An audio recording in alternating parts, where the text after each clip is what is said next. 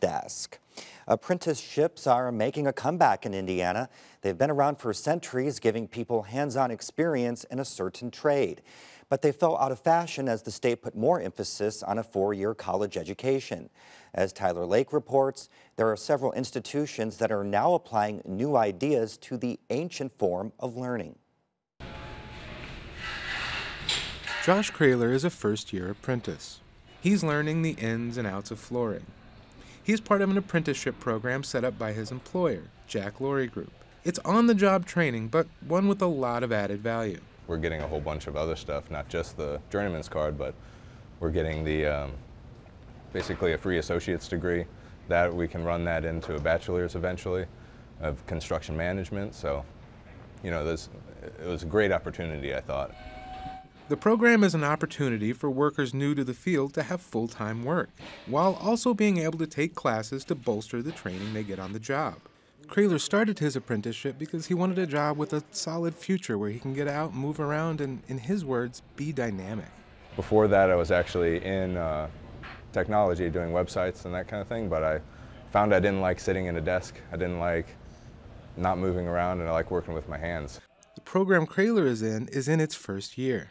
It's the first program the U.S. Department of Labor approved in Indiana, created by a private employer. It's just one example of how hands-on work experience is evolving. We're looking to other areas for apprenticeship and in even more broad areas like innovation and entrepreneurship. How can we put together a program that helps to, shepherd, if you will, innovators and entrepreneurs in Indiana? Sue Smith is the Vice President for the Advanced Manufacturing and Engineering Schools at Ivy Tech Community College. She says there's a reason for the shift back to apprenticeships. There's a real push nationwide for apprenticeships. You know, they have worked well for centuries, literally, and it's probably one of the, if not the oldest form of work and learn. And not all of the fields are ones you might traditionally associate with apprenticeships. Smith says the insurance industry, for example, has one of the fastest growing apprenticeship programs. According to the Department of Labor, there are more than 530,000 apprentices working in America.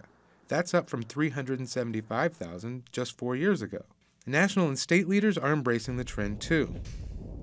Last summer, President Trump issued an executive order to help expand apprenticeships. And more recently, Indiana Governor Eric Holcomb created the Office of Apprenticeships and Work-Based Learning to do the same thing on a state level. Demand for middle-skill jobs, jobs that require extensive education and training but not a four-year degree, are higher than for any other kind of work in Indiana and nationally. And employers who are looking to fill these jobs often talk about concerns they have about finding workers who are sufficiently trained.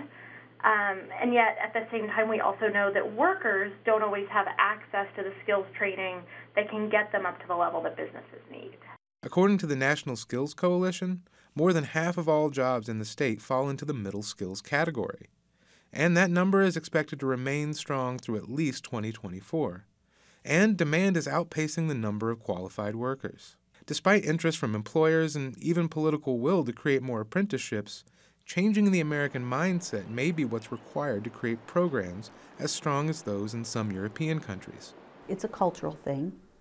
So their culture embraces jobs that are taught through apprenticeable kinds of activities.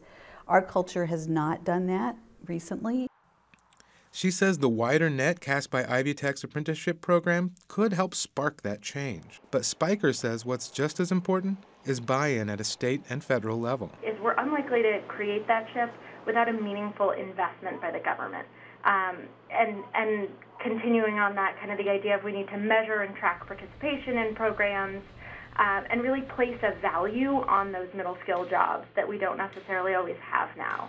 New models of apprenticeship, like the program Kraler is in, could also help bring the idea of apprenticeships further into the mainstream. And experts say that needs to happen. Middle-skilled jobs are an increasingly necessary part of the employment mix, as more low-skilled jobs are lost to automation. It's, a great future trade that it's not going to be replaced by robots.